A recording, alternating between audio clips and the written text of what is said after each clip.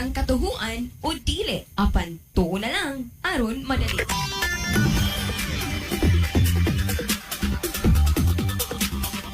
Mahingot to mga kahandos. Welcome na sa tong talabanon ang music katawa. Musika o katawa gihausa. Baik putres po nakatutok 24 oras tungod kay wala magkatulog. O karon sa way langay ani ana ang ato ang balita nga balitang katuuhan dili to na lang ta aron madali. Pinay top search sa Pornhub. Mao na ron mga kahandos. Yan mga bay, di ra ba mangangkon mga kahandos. Karon sa kompleto ng detalye, nakaposisyon ang Pilipinas sa ikatulo sa kalibutan sa Pornhub traffic sa 2025, diin 64% sa mga tigamit kay mga babay, sumala sa year-end review site. Kadaghanan sa mga tigamit nag-edad sa 18 hangtod sa 24 anyos nga nag-access gamit ang mobile og nag-google og average nga 10 minutos og 53 segundos matag bisita.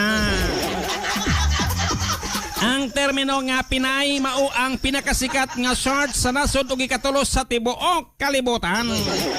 Gipakita sa datos nga aktibo kaayo ang mga Pilipina sa paggamit sa site ug ang Pilipinas usa sa tulo ka nasod sa Global Top 20 diin daghan ang babay kaysa lalaki.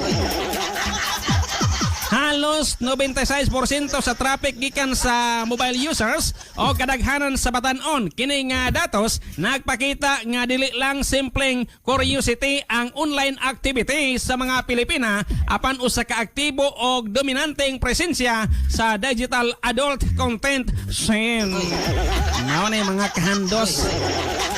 Nasuta na mo kamo daing mga babae mga kahandos mo di ay kinitigamit kamo o kanang mga Pornhub.